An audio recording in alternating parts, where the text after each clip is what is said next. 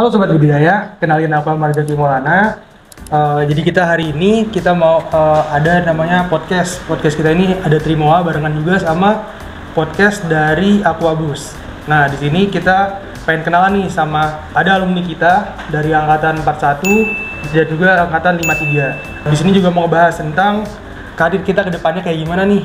Yang teman-teman masih pusing, masih kayak wah habis lulus kuliah mau ngapain ya, atau lagi kuliah bagusnya mau persiapin apa ya. Nah mungkin teman-teman bisa dengerin nih habis ini.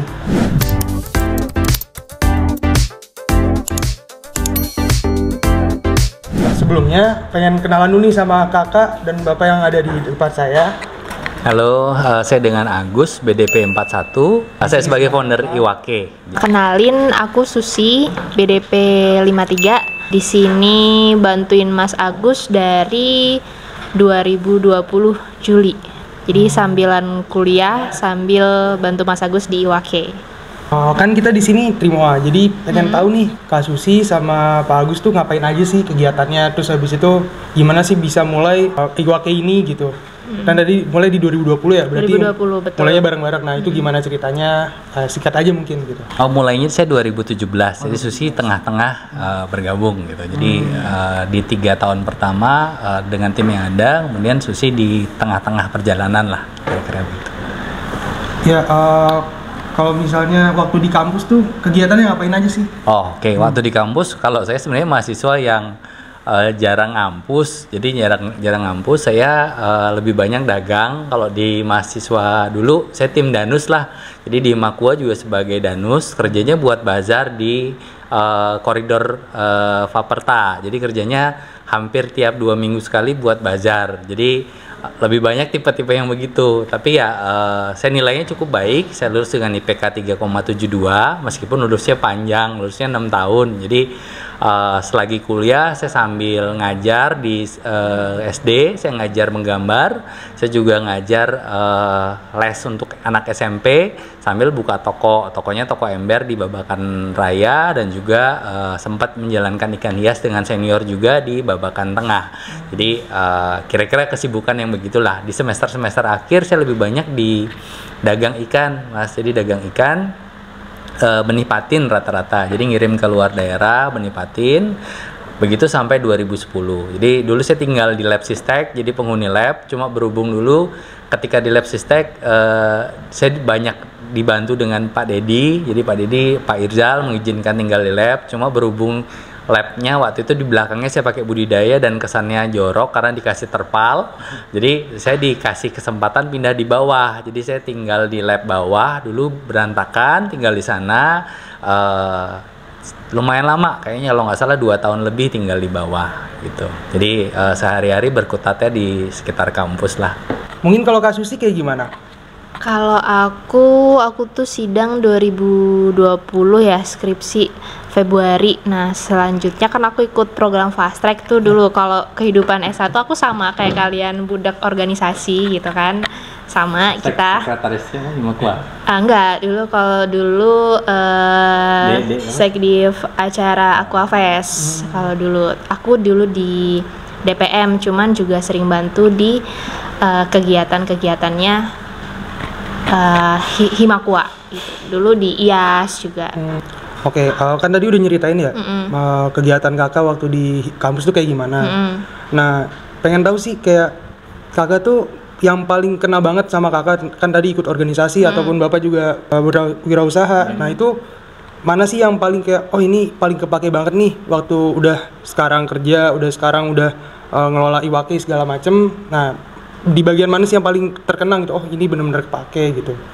Oke, mungkin aku dulu organisasi iya, cuman aku juga ikut program fast track. Itu kan agak susah ya manajemen waktunya, cuman apa ya, ditanamkan dari diri kita sendiri, kayak kita tuh harus bisa konsisten gitu.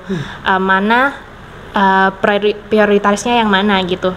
Waktu kerja ya prioritasnya kerja, waktu kuliah ya prioritasnya kuliah. Kan aku juga sambilan kerja kan, waktu mulai S2 itu 2020 aku bantu Mas Agus di Iwake. Itu juga sering ke lapang iya, penelitian tesis juga iya, nulis Jualan juga ikan iya, konsumsi. jualan aku jualan bantu jualin ikannya Pak Dedi tuh, jualan ikan-ikan patin, ikan-ikan di kampus tuh aku juga bantu pasarin gitu. Bantu jualan ikan di sini juga jualan ikan sendiri. Itu yang penting harus konsisten sama kayak kita harus punya target ke depannya itu pengennya kayak gimana sih karirnya gitu kan. Terus terang kayak kita masih bingung gitu kan, kayak pengen maunya kemana gitu kan. Jadi kayak selagi ada kesempatan pengen coba ini coba itu ya dimaksimalin aja kalau aku gitu. Jadi kitanya yang open gitu, kitanya mau kemana kan masih bingung, ya udah kayak jalanin aja gitu. Pengen coba ini selagi masih ada kesempatan ya kenapa nggak dijalanin gitu. Berarti Lebih ke situ banyak sih. kesempatan yang udah dicoba terus itu benar-benar yang dimanfaatin ya. Iya, kalau dulu aku daftar IWAKI tuh nggak kenal sama Mas Agus, nggak kenal. Aku nggak karena anak Himakua terus jadi gitu, enggak. Itu sama sekali nggak kenal sama Mas Agus juga. Jadi ya pure daftar ikut rekrutmen kayak biasa. Dulu aku sama temenku sekelas juga cewek-cewek juga kan jarang ada yang mau kerja di perikanan. Cuman terus terang nih angkatanku tuh banyak banget yang kerja di perikanan, paling yang kerja di bank. Kalau dulu kan banyak yang di bank segala macam. Kalau di mulai angkatanku sih udah sedikit yang kerja di bank. Itu mereka lebih banyak yang kerja di aquaculture sih, karena memang mereka merasa pengen mendalami aquaculture dan pengen bisa jadi berkembang gitu. Oke, kalau misalnya Pak Agus sendiri gimana? Kalau yang paling bermanfaat pas kuliah ya jujur ini Mas, saya kuliah itu dulu jarang kuliah. Jadi justru 80% saya bolos. Setiap kali ujian, saya tipe yang setiap kali ujian UTS UAS itu mesti ngadep dosen minta maaf buat surat dan akhirnya diperbolehkan ikut ujian gitu. Jadi karena memang waktu itu jadwal kuliah sering ganti-ganti. Nah, saya udah kadung janji ngajar, akhirnya kan terpaksa nggak kuliah. Untungnya gini, saya punya pengalaman dari kecil, saya suka ikan. Jadi sebenarnya yang diajarkan di kelas itu saya udah pernah ngalamin melihara. Jadi gini, kadang-kadang kan teman-teman masuk budidaya tapi nggak pernah ngerawat ikan. Jadi pas misalkan diajarin tentang air, tentang ikan, itu benar-benar pertama. Nah, sepintar-pintar apapun kan butuh proses belajar yang lebih ya. Jadi saya menganggap diri saya bukan pintar, tapi karena sehari-hari saya sudah dulu melihara ikan. Ketika diajarin sekilas saya langsung nangkep, oh ternyata teorinya gini gitu. Jadi bukan karena saya pintar nilai saya bagus gitu, tapi karena saya udah ngalamin dan ketika dikasih tahu teorinya, oh ternyata begini. Nah itu jadi jauh lebih cepat nempel gitu. Keseharian saya begitu. Nah jujur yang di kampus yang saya rasakan lebih ke pengalaman, jaringan yang dibangun. Saya bisa magang, saya banyak magang di banyak perusahaan. Kalau nggak kuliah di IPB kan nggak bisa. Saya magang di Carun Popan, di Comfit, di Ikan Hias, di Pemda DKI, di KJA-nya Pak Irzal, yang di Kepulauan Seribu. Nah, hal-hal kayak gitu justru yang memperkaya saya selama kuliah. Kalau dari materi kuliah, karena tadi saya sudah ngerawat, lebih ke nyambungin titik-titik. Oh ternyata teorinya begini. Beberapa hal yang mungkin saya pas kuliah justru saya nggak terlalu suka, kayak nutrisi, penyakit gitu kan, apalan banget. Tapi ketika sekarang ngerjain justru mau belajar karena ternyata penting banget. Begitu ngalamin ikan mati massal, oh baru mikir teorinya begini. Nah waktu itu belum sempat ngalamin masalahnya. Jadi ketika diajarin kuliah kan kayak sesuatu yang ngawang gitu kan. Jadi mungkin itu sih kira-kira. Jadi lebih ke magang, network yang dibuat dari kampus, magang, dan mungkin hubungan dengan kakak kelas ya. Jadi waktu zaman saya hubungan dengan angkatan 39, 38, 37 itu relatif dekat. Jadi lebih ke sana network yang dibangun gitu. Jadi teman-teman tadi dengar ya, misalnya kita di kampus tuh perbanyak juga magangnya juga ada, habis itu ikut organisasi juga bisa ikut kayak Kasusi juga. Terus jangan lupa selalu berhubungan dengan alumni-alumni juga yang lain gitu. Nah itu kan jadi jalannya buat teman-teman nanti. Kalau menurut kakak sama bapaknya kayak gitu. Nah balik lagi ya ke persiapan karir tadi. Kira-kira kan tadi kita udah banyak ngobrol nih tadi kan. Terus ada satu kesan gitu yang dibilang KESAN. Nah itu bisa dijelasin itu tuh apa aja, terus habis itu apa sih yang harus kita siapin dari situ gitu. Jadi gini, tadi kan banyak yang bilang budidaya itu beresiko. Kalau menurut saya resiko budidaya itu relatif, tergantung pengalaman, pengetahuan, network. Yang kalau saya singkat menjadi kesan supaya gampang ingatnya. Jadi kesan itu kayak yang pertama knowledge. Jadi pengetahuan kita di budidaya, penyakit dan lain-lain itu semakin kita meningkatkan kesan, pengetahuannya meningkat, resiko kita terhadap bisnis itu tentu resikonya turun. Yang kedua E-nya experience, pengalaman magang, pengalaman berorganisasi, kemudian skill leadership, skill membangun kelompok, skill buat podcast, pokoknya skill apapun, nggak harus terkait budidaya. Karena dalam prakteknya budidaya itu kan bukan cuma hal teknis, bisa jadi juga kemampuan marketing, kemampuan keuangan, kemampuan mengorganisir waktu, itu juga sama pentingnya dengan budidaya. Jadi skill baik terkait budidaya ataupun tidak. Berikutnya ada attitude, sikap kita. Jadi pas lagi matikannya, pas lagi menghadapi tantangan di usaha. Nah, sikap itu kan tentu juga berkaitan erat dengan hubungan kita dengan Tuhan, gimana kita bisa percaya bahwa kalau ada masalah itu ketika kita tetap konsisten nanti juga masalahnya selesai gitu kan, asalkan kita berbuat yang baik. Hal-hal seperti itu sih dan terakhir network tadi saya cerita bukan masalah kita kenal siapa tapi kita dikenal siapa. Jadi kalau teman-teman magang ya saat magang berhubungan yang baik, melakukan yang terbaik, sekitar teman-teman akan mampu menilai si A orang yang baik gitu. Jadi saya kenal Susi juga taunya dari Kemal dulu ketua Himakua waktu zamannya Susi. Kemal berhubungan baik sama saya, sering ngobrol. Saya tanya Kemal siapa yang direkomendasiin di angkatan dia, dan saya pengennya memang cewek. Waktu itu direkomendasikan Susi dan waktu itu sekelas Hawa. Jadi kalau Susi mungkin waktu itu nggak menunjukkan kinerja yang baik di organisasi, kan nggak mungkin akan direkomendasikan kan oleh temennya. Lebih ke situ sih kira-kira. Angkatan saya itu, ini khusus di angkatan saya ya, jadi angkatan saya sekarang ini mungkin yang bergerak di bidang aquaculture sekitar 10-15 orang. Tapi yang menarik, angkatan saya yang masih di budidaya itu, dulu kita waktu tingkat 1 kita pernah ikut namanya event World Aquaculture Society. Waktu itu teman-teman kelas angkatan 38, Mas Fauzan dan lain-lain yang menginisiasi.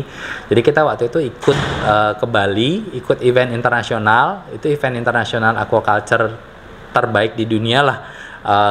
Kayaknya udah nggak, selama dari 2005 sampai sekarang belum balik lagi ke Indonesia seingat saya. Jadi terakhir di Singapura, di Australia, muter keliling dunia. Waktu itu kebetulan ada di Bali, dan waktu itu teman-teman buat menggalangan dana lah dari Himakua untuk berangkat. Nah ternyata teman-teman yang ikut acara itu, meskipun waktu acara itu kan kita tingkat 1 ya, jadi tingkat 1 ikut seminar bahasa Inggris, ngomonginnya genetik kan nggak nyambung.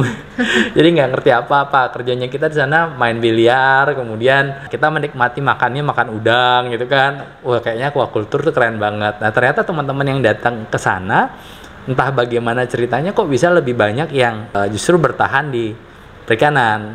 Mungkin visi tentang industri ini juga penting. Jadi kalau kita menganggap aquaculture ini nggak prospek, kemudian nggak menarik, ya kita akan keluar gitu kan. Tapi kalau kita menganggap ini menarik, penting, keren, ya kita akan lebih fokus untuk menjalani. Jadi saya sih berterima kasih dengan kakak kelas yang dulu menginisiasi kegiatan itu. Jadi kita bisa melihat aquaculture dari segi dunia. Oh ternyata sekeren ini, ternyata seelit ini di hotel bintang 5 di Bali, di Nusa Dua yang tempatnya paling mahal, makannya pun udang. Meskipun kita nggak ngerti apa yang dibicarakan, tetap aja impresinya tuh keren gitu. Ya, kalau misalnya dari kasus sendiri gimana?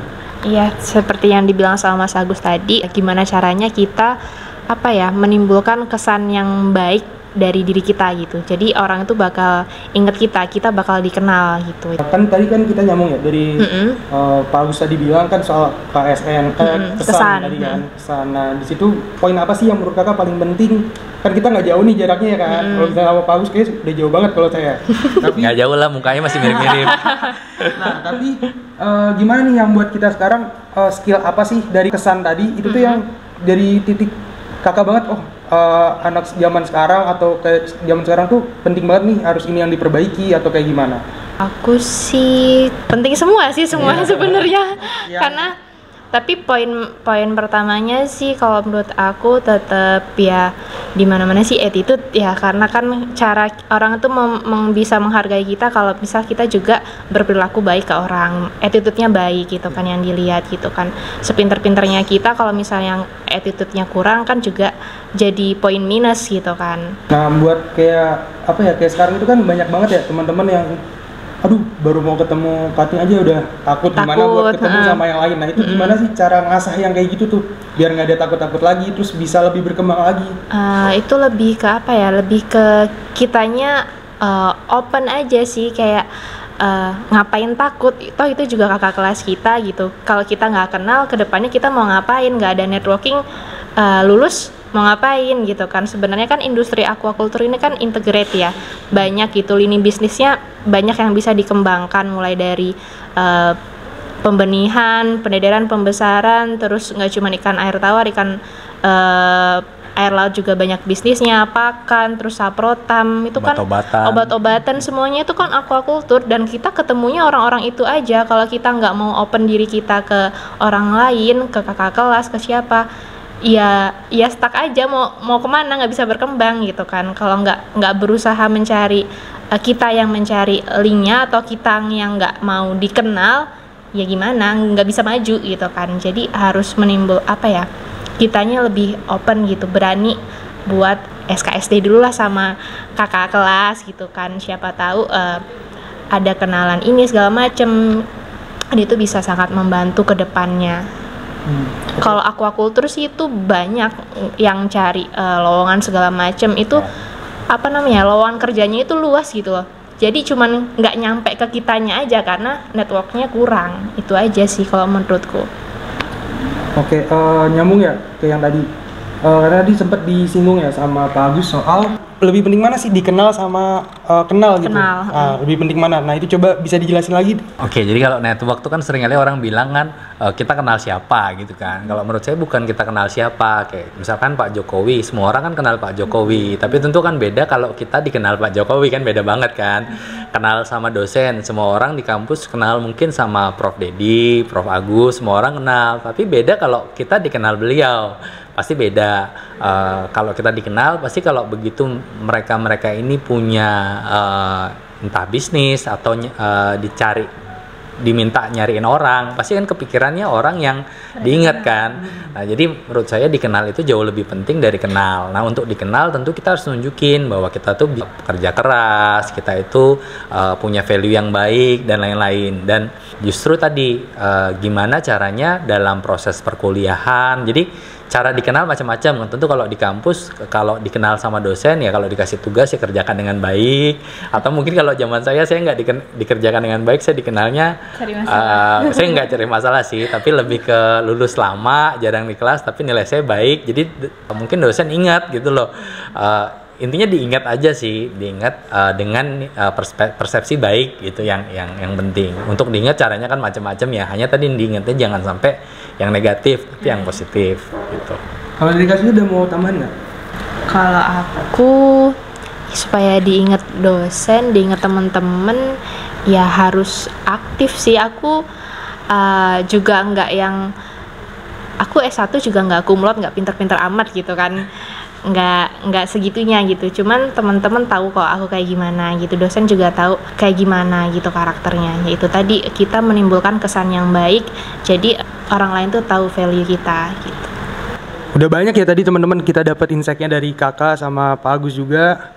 Nah mungkin udah nyampe di akhir nih, pengen denger kayak pesan apa sih buat kita gini, apalagi aku yang udah semester 7, terus teman-teman ada yang lain punya kesempatan lebih gede. Apa sih yang harus benar-benar dimanfaatin di sekarang ini dengan keadaan yang setelah COVID banyak hal yang aneh-aneh apa segala macem yang bikin makin nggak pasti nih ke depannya. Nah ada nggak pesan dari kakak ataupun dari Pak Agus? Susi dulu deh. Oke, aku pesannya mungkin apa ya, manfaatin waktu yang ada sih. Kayak teman-teman kan sekarang difasilitasi sama kampus, itu kan lebih bagus lah, makin kesini kan makin bagus gitu kan. Teman-teman juga sering ada event Aquafest atau event-event lainnya, dan itu kan apa ya, berhubungan sama pihak ketiga, sama orang lain juga kan, banyak jalan yang bisa kita buka ke depan gitu kan. Jadi dimaksimalin gitu networkingnya, terus kalian punya alumni segala macem yang ikatannya cukup kuat, dan IPB itu kan namanya udah besar gitu ya, itu manfaatin gitu loh. Jangan ya malu kak, gimana ya, bingung mulai obrolannya, jangan kayak gitu. Maksudnya kayak ya dimaksimalin gimana caranya supaya diri kita itu bisa berkembang ke depannya gitu. Kalau siapa ya, mungkin lebih ke ini sih, kadang-kadang kan jalur hidup nggak pasti ya. Teman-teman yang sekolah budidaya juga mungkin nggak selalu akan nggak selalu bekerja di budidaya. Bener. Tapi kalau saya bilang sih, setiap kesempatan apa yang ada di depan kita, kerjakan semaksimal mungkin, belajar semaksimal mungkin. Jadi kalau mungkin pas sekarang dapat kesempatan jadi tim dokumentasi, ya belajarlah pakai kamera yang baik, kemudian belajarlah ngevlog yang baik. Bisa jadi ntar yang kepake ilmunya itu gitu. Iya. Atau jadi mungkin YouTuber atau mungkin yang jadi MC, ya belajarlah jadi MC yang sebaik mungkin, seprofesional mungkin. Bisa jadi itu yang akan kepake di kemudian hari. Jadi ada kesempatan apa, jadi apapun, misalkan jadi bendahara, ya belajar sekalian keuangan, finance, dan lain-lain. Dapat kesempatan di organisasi, ya belajar leadership, apapun pokoknya yang didapat di depan, termasuk juga pengalaman budidaya. Jadi kalau teman-teman magang, teman-teman belajar di kelas, sebisa mungkin maksimalkan waktu yang ada. Belum tentu kepake, belum tentu, tapi setidaknya kalau kita belajar maksimal, mungkin kalau ntar teman-teman kerja di bank atau di retail atau di industri apapun, ilmu ini nggak akan mubazir, pasti akan kepake suatu saat nanti, entah kapan gitu. Kayak dulu saya pernah kerja di non perikanan, kerja sektor keuangan, kerja di sektor konstruksi, kepakainya mungkin 5 tahun 7 tahun kemudian, tapi waktu itu kebetulan saya belajar dengan maksimal dan keinget kan ilmunya. Jadi lebih ke sana. Kita kan nggak tahu kita sekarang dapat kesempatan apa ke depan, bagaimana juga nggak tahu, tapi kalau kita maksimal pasti itu akan jadi manfaat di kemudian hari, entah di perikanan ataupun bukan. Paling segitu ya teman-teman semua. Mungkin dari aku ya, tadi banyak banget ya insight yang didapat. Kayak misalnya kita harus manfaatin apa yang udah ada, udah difasilitasin sama IPB, sama Himakua kita. Habis itu kita juga punya alumni. Terus habis itu kalau dari Pak Agus sendiri bilang jangan pernah nyanyain waktu sama kesempatan. Belum tentu kita bisa dapat lagi gitu. Dan kesempatan yang udah kita lewatin jangan-jangan kepake nih buat di kedepannya. Nah paling kalau dari saya sih gitu aja. Nah, makasih banyak buat Pak Agus, buat Kak Susi yang udah nerima kita, buat Iwake juga, buat teman-teman Iwake juga, tolong salamin ya. Kalau teman-teman mau main juga ke sini, mungkin bisa kontak sama Iwake langsung, bisa kunjung-kunjungan ke sini. Di sini gede banget, asik banget tempatnya. Mungkin sekian ya dari saya juga. Kurang lebihnya mohon maaf. Terima kasih banyak.